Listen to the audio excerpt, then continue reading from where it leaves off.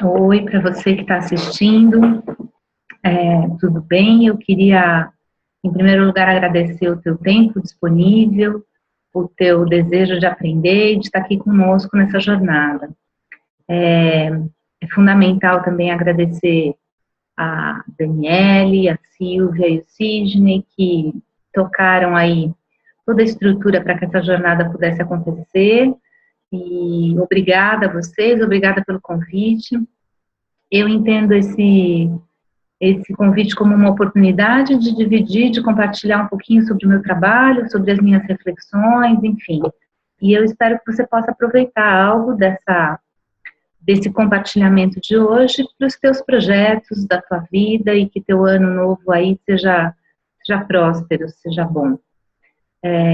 Bom, eu sou a Daniele Callas, eu atuo com coaching, com comportamento e saúde desde 2010, e desde o início da minha carreira eu trabalho com saúde, e de todas as minhas inquietações, acho que a mais significativa que me fez me mover muitas vezes profissionalmente para aprofundamentos, para estudar outras áreas, foi a percepção de que muitas vezes as pessoas não conseguiam, que estavam trabalhando comigo, não conseguiam manter as suas mudanças de estilo de vida, de hábitos, né?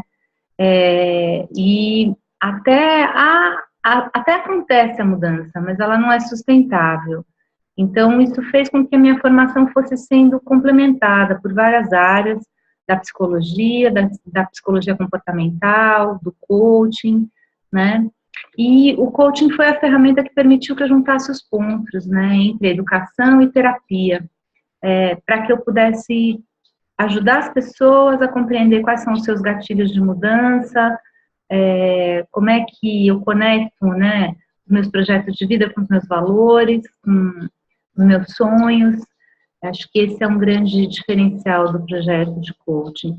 Eu gosto de pensar também que o coaching, para mim, ele é um constante olhar para dentro e um olhar para fora. Então, para que a gente possa estar com o outro, a gente tem que estar em desenvolvimento e estar em questionamento o tempo todo. Acho que isso é fundamental. A navegação da nossa apresentação hoje, né? Hoje eu vou estar falando um pouco sobre esse desafio da roda da vida, né? Quando me foi solicitado falar sobre a roda da vida, eu fiquei bem reflexiva sobre como é que eu podia abordar esse tema, que é tão interessante, que a gente usa tanto em coaching, mas que a gente fala sempre muito rapidamente sobre ele. Então, meu desafio foi tentar buscar uma mandala de reflexões sobre a roda da vida e a composição das origens, né? De onde veio tudo isso. E espero poder estar agregando ao teu conhecimento e te dando possibilidades aí de uso da roda da vida de maneiras diferentes. A gente vai contextualizar um pouquinho sobre escolhas e prioridades, vamos falar um pouco sobre visão, né, missão pessoal, meu sonho, meu projeto desse novo ano, e como é que a gente trabalha essa questão do comprometimento e do engajamento. A primeira imagem que eu achei, quando eu comecei a mergulhar nessa coisa de onde veio a roda da vida, uma das imagens que me chamou a atenção foi essa imagem, que é uma escultura. Ela está num parque em Oslo, né? O nome dessa escultura é A Roda da Vida, de Gustave Vigeland. Me chamou a atenção porque não só a escultura em si, mas a fotografia, né? Então, quando a gente olha essa roda, né, da vida, a gente vê todo esse entrelaçamento, né, entre essas pessoas, animais, eu não sei, está tudo misturado, mas é tudo meio entrelaçado, e por dentro essa imagem, a gente tem aí uma perspectiva, né, um olhar que vai além, Então, me chamou a atenção para fazer essa provocação de início da nossa reflexão agora sobre a roda da vida. Quando eu comecei a fazer essa busca, foi muito interessante, porque você encontra uma diversidade de modelos, uma diversidade muito rica de modelos de roda da vida. E aí, quando você começa a aprofundar, você vai vendo que tem mil formas de utilizar a roda da vida e que ela é muito mais um conceito do que uma regra, uma certeza. Então, vou trazer um pouquinho disso para vocês. Por exemplo, essa roda que eu encontrei, ela é uma roda de leis da vida, e tem toda uma metodologia de trabalho em cima dessa roda, né, e que vincula essa roda, essas leis universais, aos 4 pontos cardeais e algumas características da astrologia. É um trabalho bastante interessante. Aí você continua procurando, você tem rodas da vida que estão relacionadas à saúde, bem-estar, essa é uma das rodas que eu uso. Você encontra, esse trabalho foi muito interessante encontrar, vou compartilhar com vocês, é uma roda da vida que busca o ser integral, muito legal o trabalho dela. Essa roda, eu não vou discutir muito a roda com vocês, mas vou falar rapidamente sobre essa suástica, que eu achei que valia a pena compartilhar. Essa é uma roda de virtudes, muito bacana, a gente vai conversar um pouquinho. Essa roda é interessante, ela traz, por exemplo, no centro da roda, habilidades de vida, né, em que a gente deveria focar. E aí ela vai abrindo isso em camadas de desenvolvimento aí de competências, de estratégias, é bem bacana também. Essa é uma outra roda mais simples, né, dividindo a vida em várias dimensões.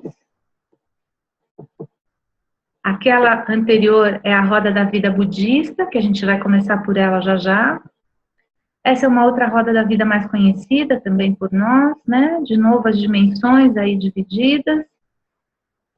E a gente vai começar um pouquinho a falar dessa roda da vida do budismo. Quando eu comecei a procurar sobre as origens da roda da vida, todos os coaches que eu conversava falavam assim, a roda da vida tem uma origem hindu, mas eu não conseguia achar a identificação dessa origem. E quando eu fui procurar as rodas da vida, a roda da vida mais antiga que eu encontrei foi essa, foi esse desenho. Esse desenho, ele é atribuído a Buda, né? E a gente vai conversar um pouquinho sobre ele. Importante frisar para vocês algumas coisas, assim, eu não sou especialista em roda da vida, eu fui buscar algumas reflexões para a gente trazer para essa conversa e aprendermos juntos sobre isso, e algumas rodas da vida, elas têm como premissa as crenças, como, por exemplo, essa do budismo, que tem por detrás, né, a crença da reencarnação.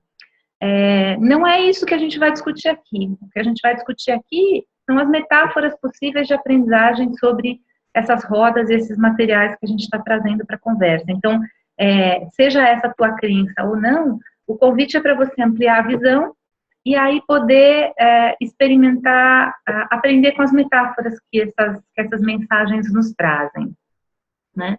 Então, esse desenho, ele chama Bhavacakra, e ele é a representação simbólica do ciclo da vida, do ciclo da existência, do samsara.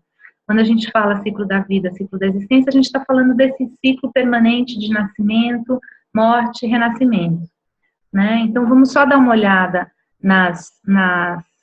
nos desenhos, só para a gente entender um pouquinho. E essa representação simbólica, ela está encontrada do lado de fora de vários templos e monastérios tibetanos budistas na região do Indo-Tibete. Acredita-se que esse desenho foi feito por Buda para auxiliar as pessoas comuns, as pessoas que não são estudiosos ou que não são seguidores, a entenderem, a compreenderem os ensinamentos budistas.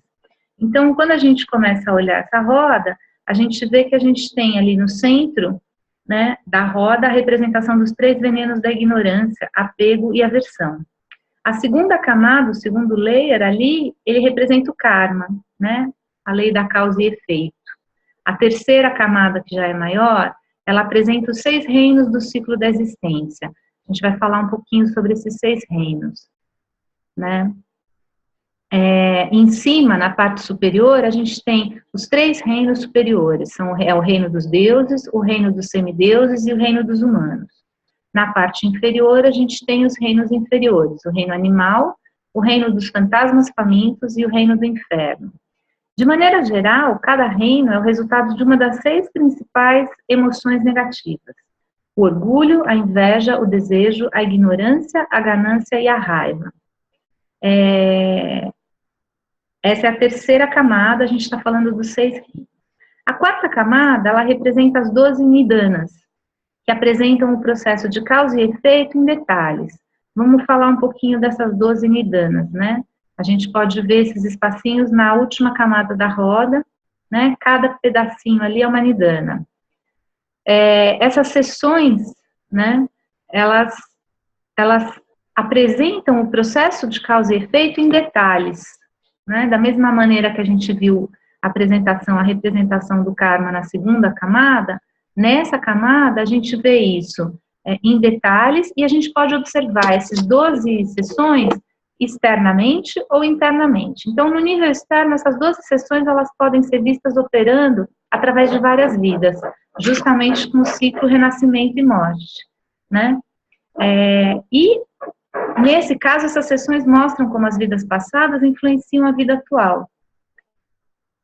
E como essas ações dessa vida, de agora, influenciam nossa vida futura. Internamente, quando a gente olha para as nidanas, elas vão ser compreendidas por atuar em cada momento dessa existência, de maneira interdependente. Então, as 12 sessões podem ser aplicadas para mostrar os efeitos de uma ação em particular nessa vida que a gente está vivendo. Quando a gente contempla as 12 sessões, né, é dito que a gente ganha um aumento de insight, de percepção sobre o trabalho do karma, sobre as resoluções do karma. Esses insights permitem a gente sair do nosso habitual modo de pensar, né, e reagir às coisas. E, eventualmente, conseguir transitar um pouco mais para o observador. A quinta camada, que na verdade não é uma camada, é esse desenho da fera segurando toda a roda, traz a representação da impermanência, que é muito interessante também, né? Em qualquer situação, quanto mais a gente amadurece, mais a gente vai reconhecendo a impermanência na nossa vida e os recomeços, enfim. Isso é muito legal da gente parar para refletir um pouco, a gente desapegar um pouco. A lua, lá em cima sobre a roda, ela vai representar a libertação do ciclo da existência, e por último, o Buda, apontando a lua, indica que essa liberação é possível. Tem algumas correlações que eu encontrei dessa roda da vida com a psicologia. Tem uma fala do Mark Epstein, dizendo que a questão principal é quem sou eu, né? E que investigar essa questão requer a exploração dessa roda toda, como se cada reino não fosse um lugar específico, mas uma metáfora para cada estado psicológico que a gente tem, cada estado psicológico diferente. E com a roda se tornando uma representação do nosso sofrimento humano, do nosso sofrimento neurótico. Então é interessante porque ela de todos os modelos de roda, o que a gente encontra mais antigo, e ela traz uma representação dos ciclos da vida, da impermanência, das várias aprendizagens que a gente tem que ter ao longo desses ciclos de vida. De qualquer forma, é muito interessante a gente olhar essa perspectiva. Quando a gente vai para esse desenho, como eu tinha falado antes, esses 4 traços da suástica, na sua origem, né, eles não têm nada a ver com a concepção da suástica nazista, que trouxe uma representação muito diferente para nós. Essa suástica é o símbolo mais antigo, religioso, existente, e ela representa os 4 livros Vedas, são os 4 Vedas. No centro da roda, essa suástica, ela representa em sânscrito bem-estar, boa existência, boa sorte, ela é um símbolo de vida. Eu achei que era bacana a gente trazer, porque em muitas rodas a gente encontra essa suástica no meio, e se a gente não ressignifica, a gente se afasta desses símbolos que podem, às vezes, nos trazer muitas aprendizagens. Então, aqui era só para registrar essa representação da suástica. Esse slide a gente vai começar a dar uma olhada, né, numa imagem que já é mais familiar para nós, no mundo ocidental, que é a imagem de uma roda da vida mais tradicional. Essa roda da vida está dividida em 4 grandes dimensões, né? Uma é qualidade de vida, outra é área pessoal, outra é profissional e outra é relacionamentos. E aí a gente tem os sub-itens e a gente consegue começar a entender como é que é o funcionamento normal para nós de uma roda da vida. Quando a gente vê um desenho desse, a ideia é que para cada área dessa na nossa vida a gente dê uma nota, né? Sendo que 1 é a pior nota e 10 é a melhor nota para aquela área. Conforme eu vou preenchendo essa roda, ela vai tendo um desenho, ela vai tendo um formato pintado ali. E esse formato vai mostrar para mim o quê? Ele vai mostrar se eu estou equilibrada entre todas as áreas, se tem alguns pontos onde eu estou muito desequilibrada, e aí eu posso começar a tomar decisões. O que é importante é que, assim, todos nós priorizamos coisas na vida, e a roda mostra isso pra gente. O que a gente está priorizando, né? E muitas vezes a gente prioriza por uma questão de sobrevivência, por uma questão de facilidade, por uma questão de conforto, e aí algumas coisas começam a fazer falta, e eu tenho que demandar um cuidado maior para essas coisas. E eu posso tomar essa decisão na hora que eu perceber que isso acontece. Então, a roda ela é um grande instrumento de percepção, de autoconsciência para nós, de autoconhecimento. E vamos falar um pouquinho por que ela é uma roda, né? Como é que a gente está com isso? Na verdade, a roda representa os ciclos, né? Os ciclos da existência. Os ciclos da existência são uma das representações a partir da roda. Quando você olha a roda, você pode olhar os ciclos da existência e entender que isso são as fases da sua vida, né? As grandes fases de transformação, a infância, a idade adulta madura, o envelhecimento. Então, a gente pode interpretar de várias formas. Mas o que é bacana esse olhar do círculo é que ele não tem hierarquia. Todas as partes estão equilibradas, né? Em qualquer perspectiva ou crença que a gente usar como lente, o círculo ele é a possibilidade de integração, ele é a possibilidade do equilíbrio. Então, a roda da vida pode representar os ciclos da existência nas crenças orientais, pode representar agrupamentos, dimensões das nossas vidas, né?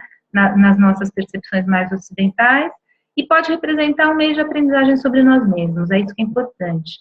Ela tem uma presença de equilíbrio, né? Porque todas as distâncias são iguais e ela é sistêmica. Aos poucos, conforme a gente vai trabalhando com a roda da vida, a gente vai percebendo que ao mexer numa área, eu mexo com outras também. Isso só vai acontecendo aos poucos. Isso dá um alento para nós, porque a gente não precisa mexer com tudo de uma vez só, né? O que é muito desafiador. Ela permite uma reflexão sobre nós mesmos, né? Ela permite uma reflexão sobre qual é a nossa avaliação sobre aquelas coisas. Ela permite uma reflexão nossa sobre o ambiente ou do ambiente sobre nós. E ela é um extremo exercício de prioridade. Então, para a gente começar a trabalhar um pouquinho em alguns modelos de roda, eu selecionei algumas. Essa roda da vida me chama muito a atenção, eu gosto muito dela, porque essa roda fala de virtudes. Foi uma descoberta agora, porque eu não tinha visto roda da vida falando sobre virtudes, eu achei muito bacana. Então, vamos lá. Essa roda tem as virtudes de sabedoria, as forças de coragem, as virtudes humanitárias, as virtudes de justiça, temperança e transcendência. A partir do momento que você preenche uma roda dessa, né, e vamos supor que você perceba lá na temperança que sua nota de gratidão está baixa, o que você vai fazer a respeito? Você pode tomar a decisão de fazer algum exercício ou de fazer alguma coisa a respeito disso. Eu posso, por exemplo, lembrar de alguém que ao longo da vida me auxiliou, foi importante para mim, me inspirou, ou teve uma presença num momento difícil. Eu posso pensar como eu agradeceria essa pessoa, eu posso escrever como eu agradeceria essa pessoa, eu posso telefonar para agradecer essa pessoa. E aí, na hora que eu fizer esse exercício, se eu refizer a roda da vida, muito provável que eu vou ter diferença, né, no indicador da minha gratidão. E isso vale para qualquer outra virtude. E é muito interessante a gente pensar na perspectiva de virtudes, porque a gente ultimamente anda muito focado nas competências, nas coisas que a gente precisa saber para o nosso dia a dia mais imediato, né, mais material. E a gente acaba não olhando para esses aspectos que tanto são importantes para a gente se relacionar e para a gente estar bem com a gente mesmo, não só com o outro, né. Para trazer como exemplo, eu trouxe um filme, Vamos Torcer para Funcionar, que é um exemplo sobre gratidão. Então, eu vou assistir com vocês, depois a gente comenta um pouco. Opa! Vamos lá.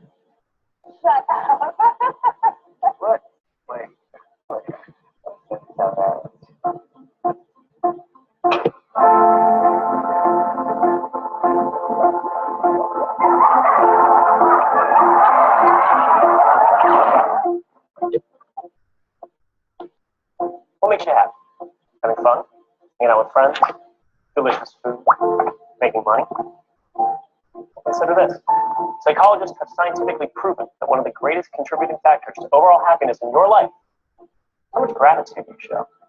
Yeah? Think about that. Go ahead and marinate on it for a second. You can thank me later if you want. It'll make you feel better according to this study. You go ahead and click on it and read it if you want. Or you can keep watching because we read it.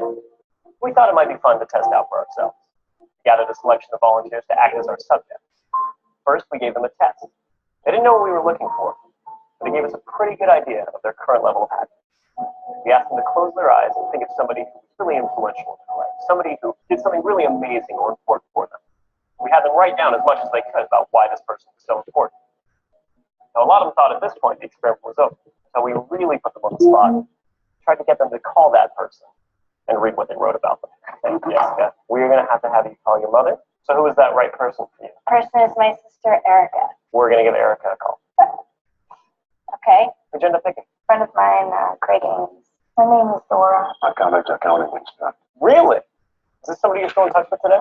No, I'm assuming that he's passed on. That's shame. Great beyond. You up for it? Yes. What would you say if we called up Dora? Oh, well, we can try, but she lives in Sweden. In Britain? Oh, no, number by heart. This is awful. That's fine. I don't know my mom's number by heart. If it's true that those who are gone are looking down on us, maybe he read my check is correct. Hey, sweetheart. Hey, how you doing? Yeah. You got a second? Where you at, the hotel? I am. I'm in the hotel. You scared me when you asked if I had a second something wrong. No, I'm on like this little TV show, and they told me to talk about the person that influenced me the most, and I picked you, and they're making me call you. Oh, wonderful.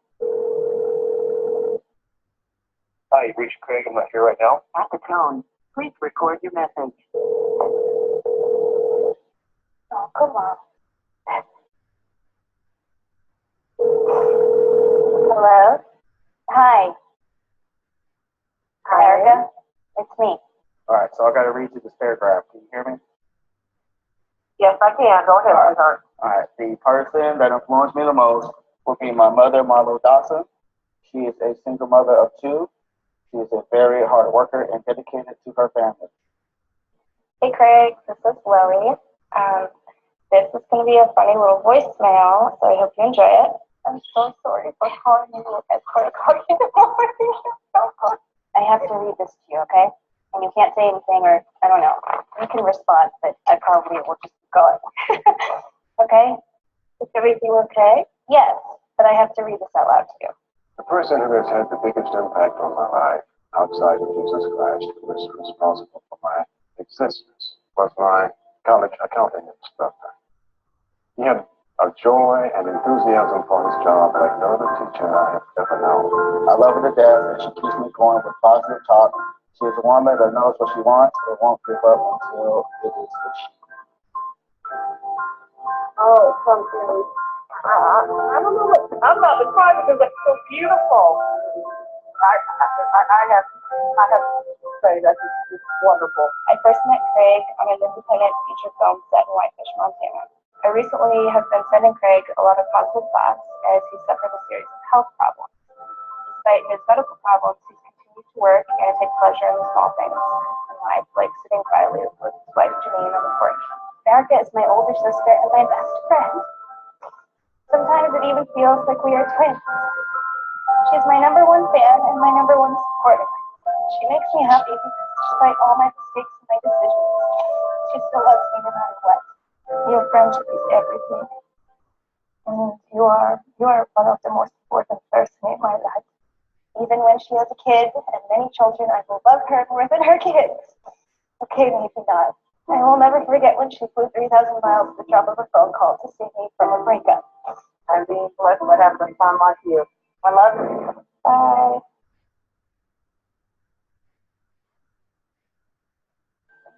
Why did you do this? I don't know, because they made me do it.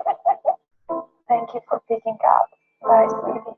And then they're like, here, you're going to write this letter. And then I wrote like this whole long ass letter, which, I like don't write. And then all of a sudden they're like, hey, guess what? Now we're going to call her and you're going to read her this letter. I was like, what the Before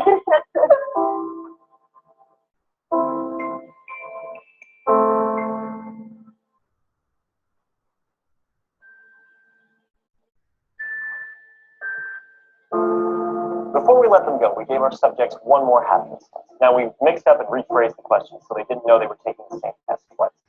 For those who took the time to actually write something down but couldn't make the phone call for whatever reason, we saw happiness increase between 2 and 4%. Good, but not exactly mind-blowing. Now for those who actually picked up the phone and personally expressed their gratitude, we saw increases between 4 and 19%. So either way, expressing your gratitude will make you a happier person. But you want to know something really interesting? The person who experienced the biggest jump in happiness was the least happy person who walked in the door. What does that mean? That means if you're having a particularly tough time, trying this out will more likely have a greater impact on you. Trust me. I'm in a lab coat. In fact, while you're at it, film it and upload it to us, and we'll do something awesome with it. I'm Julian, and this has been the Science of Happiness.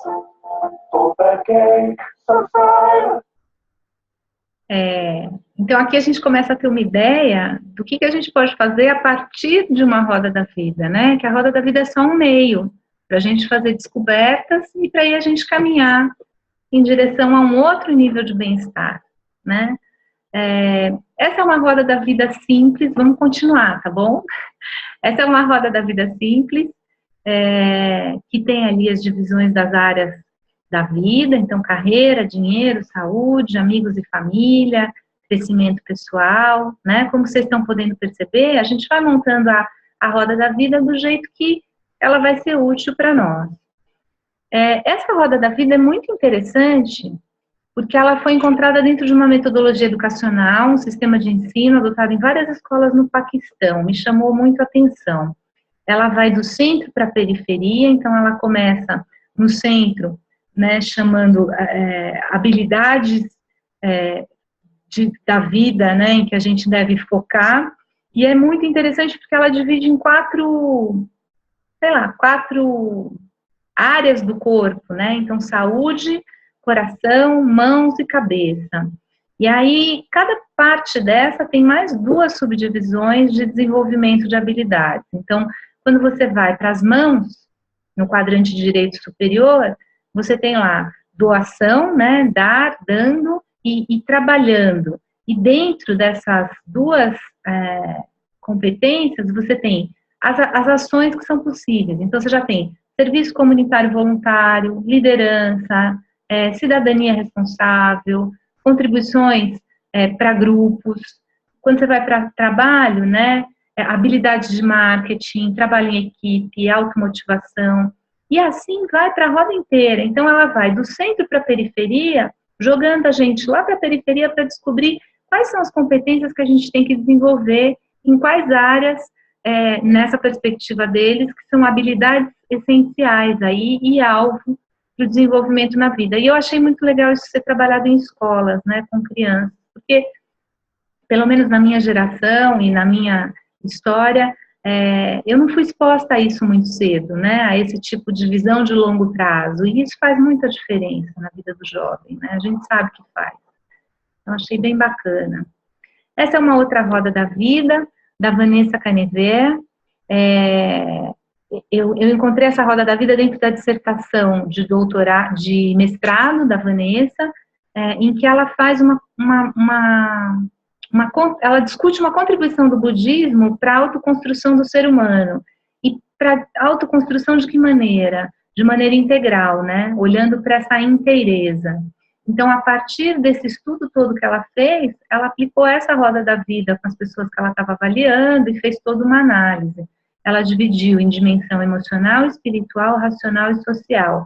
E aí ela, como são docentes que ela fez a pesquisa, ela foi fazer essa avaliação, né, desse projeto com esse grupo. Eu achei muito, muito interessante esse trabalho. É uma dissertação de mestrado que está publicada na internet. Quem quiser ter acesso, também se quiser me mandar um e-mail, fica à vontade. Bem bonito o trabalho dela, toda a reflexão da origem também budista. E vamos lá, essa é a roda da vida que eu uso muitas vezes com os meus clientes, nos trabalhos de coaching, nos trabalhos de grupo, para a gente começar a olhar um pouco para a nossa saúde, para o nosso bem-estar, como é que ele está. Essa roda é uma roda que tem 6 dimensões, né? Então, a gente está falando da dimensão emocional, da saúde física, da nutrição, do movimento, da espiritualidade e dos relacionamentos. Muitas vezes eu coloco a dimensão do trabalho também nessa roda. E aí, o que vocês podem observar é que essa roda, para cada dimensão, ela tem 2 partes. Uma parte que está escrito ali pequenininho, satisfação, né? E outra que está escrito confiança. Você também pode pôr 3 itens. Você pode pôr satisfação, confiança e prontidão. E aí a gente vai entender um pouquinho mais sobre isso. Quanto que eu estou satisfeito com a minha saúde? Essa é uma pergunta. E quanto que eu confio de que eu sou capaz de fazer mudanças na minha saúde? Eu estou pronto para começar a fazer mudanças agora? Então, essas são perguntas importantes para a gente fazer para as áreas que a gente quer trabalhar. Né? Se eu estou satisfeito, se eu estou pronto, ou se eu não estou pronto para mexer nisso agora, eu não tenho disponibilidade nem pessoal, nem de tempo, eu não tenho recursos, enfim, o que seja. E se eu confio em mim mesmo para a mudança? E aí, é muito interessante a gente compartilhar um pouco esses conceitos com vocês, né? Porque a gente tem que ir pela porta aberta na mudança. Às vezes a gente fica com aquela expressão, né, batendo em murro de faca, como é que fala? E aí a gente não anda para frente, porque a gente fica insistindo em coisas que ainda não estão disponíveis para nós, para mudança. Mas sempre tem uma porta aberta, então vamos pela porta aberta. Vou contar um pouquinho para vocês como é que funciona essa coisa da prontidão. Essa coisa da prontidão para mudança vem da década de 80, de um pesquisador americano que chama Prochaska, que é vivo ainda hoje, e ele diz para a gente que todas as pessoas, independente do comportamento, mudam de hábito em fases, né? A gente tem fases de mudança, e essas fases de mudança, elas não são um gesso para você, né? Você pode estar disponível para fazer mudanças na sua atividade física, por exemplo, e não está disponível para fazer na sua alimentação, não conseguir nesse momento. Então, qual é a porta aberta que você diz, eu quero fazer, né? Você começa aqui, eu quero fazer, mas eu não sei direito como é que eu faço. Esse é o pontapé de entrada, né? E começa por essa área que você está mais pronto, porque na hora que você começar por uma área, a necessidade das outras vai vir automaticamente. A gente vai conectar mais pontos, tá bom? Não é só isso.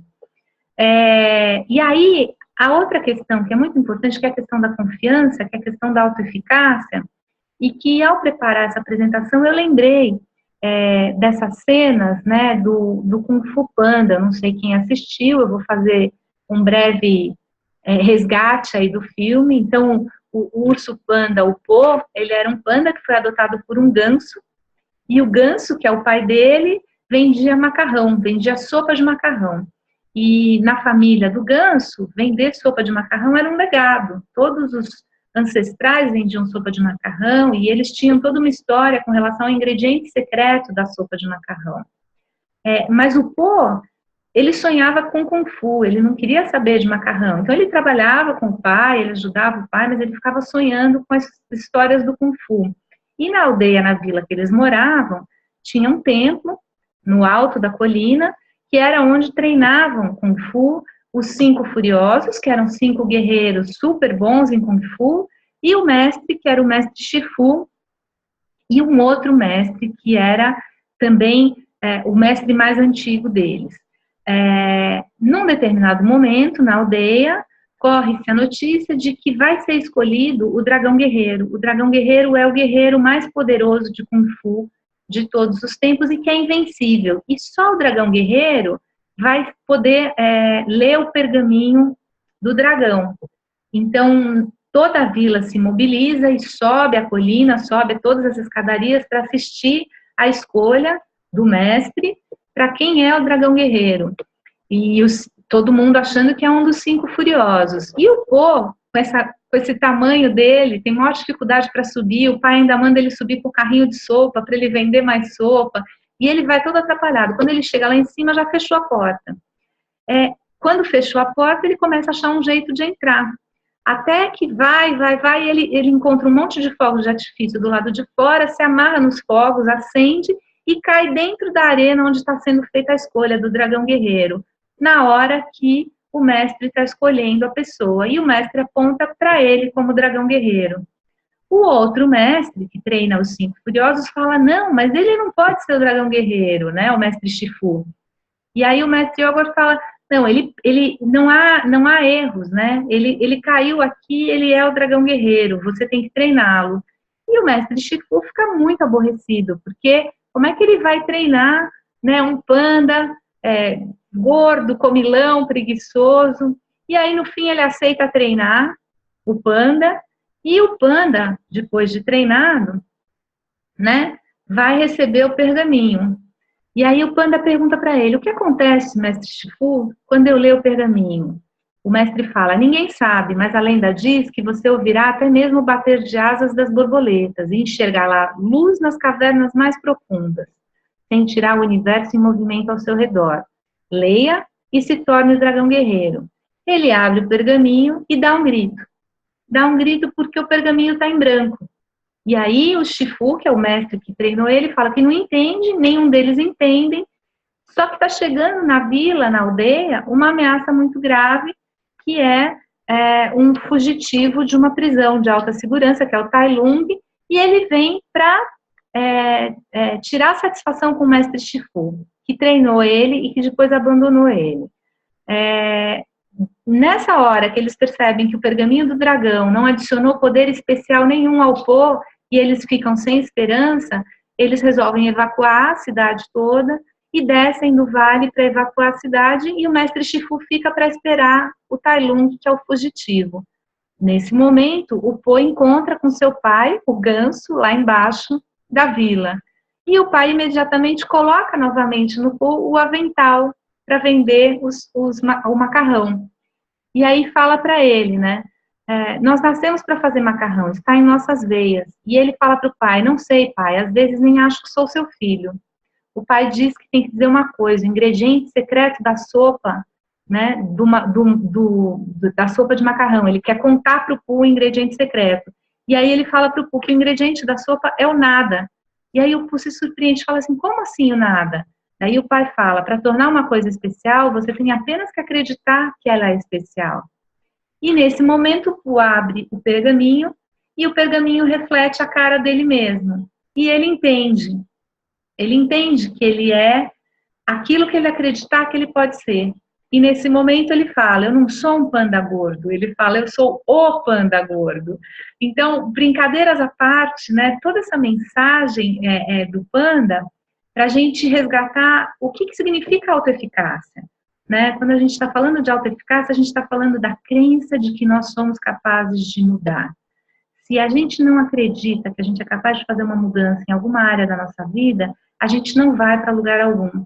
Né? E como a gente vai aumentando ou diminuindo essa crença de autoeficácia? A partir das experiências que a gente vai tendo ao longo da vida. É por isso que quando a gente coloca metas muito complexas, muito distantes da nossa capacidade de alcançar, essa frustração vai diminuindo a nossa autoeficácia. Então, vamos fragmentar as nossas metas, vamos ver pela porta aberta para onde a gente começa.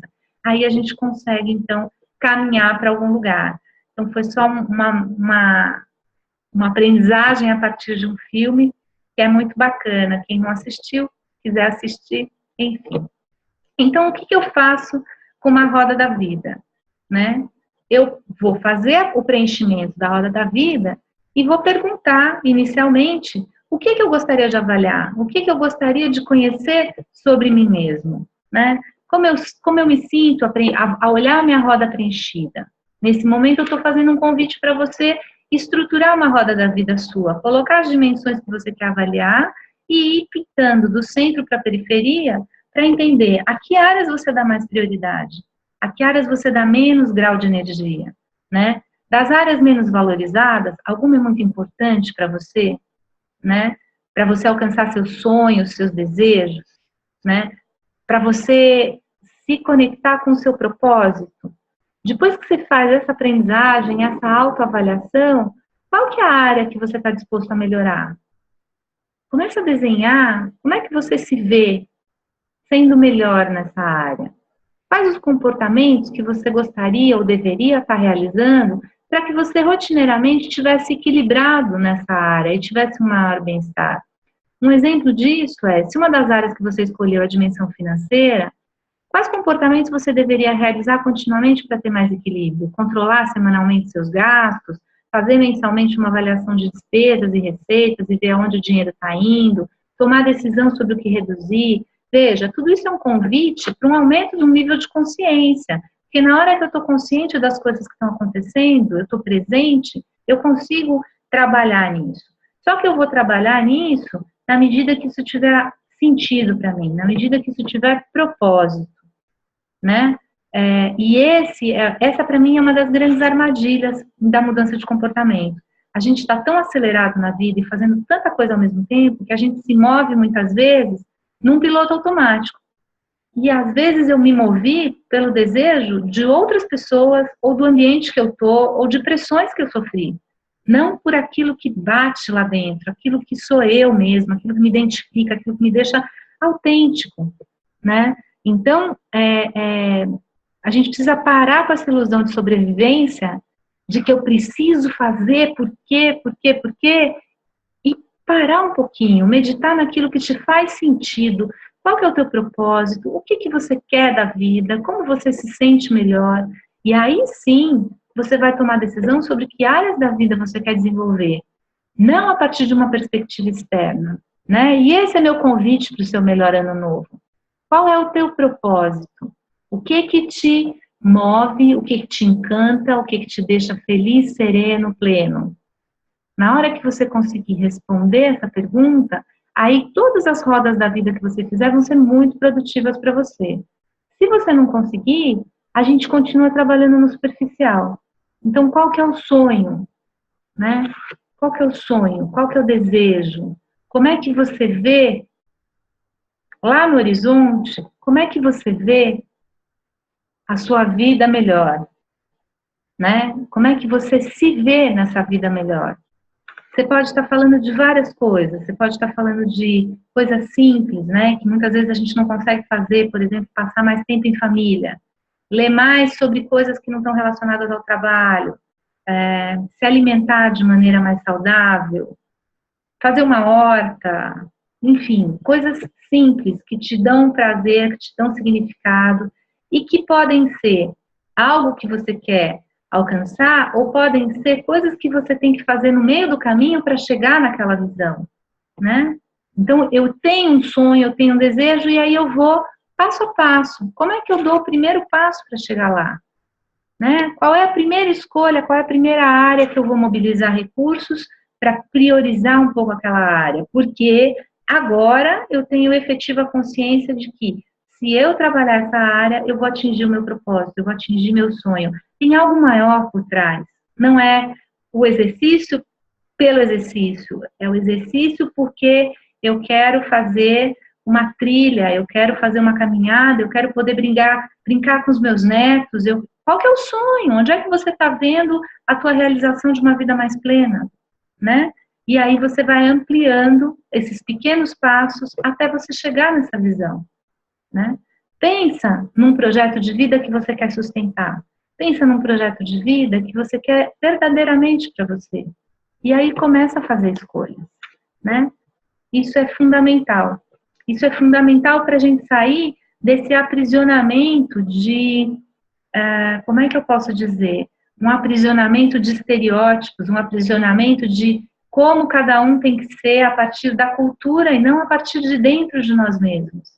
Né? Então, meu convite para você, para o seu melhor ano novo, é que você encontre seu propósito e que você possa utilizar todas as ferramentas que você tiver, a roda da vida é só uma delas, para você poder sair correndo pela vida, sair feliz, se encontrar na vida, né? Se desprender de tudo que te amarra e poder ter um ano novo próspero, um ano novo mais feliz, mais íntegro, né? A gente mais inteiro, mas tem a ver com a inteireza da dissertação da Vanessa, que é muito bonita. Então, buscar essa inteireza é o meu convite para você nesse seu melhor novo ano, né? E aí, mais uma vez, eu agradeço o convite fica aí meu e-mail para quem quiser trocar uma figurinha, e eu estou à disposição de vocês para responder perguntas também por e-mail. Espero que eu tenha contribuído de alguma forma para a sua reflexão, para o seu desenvolvimento, para o seu crescimento. E obrigada novamente pela oportunidade de estar aqui compartilhando comigo. Até a próxima volta dessa roda da vida. Abraço.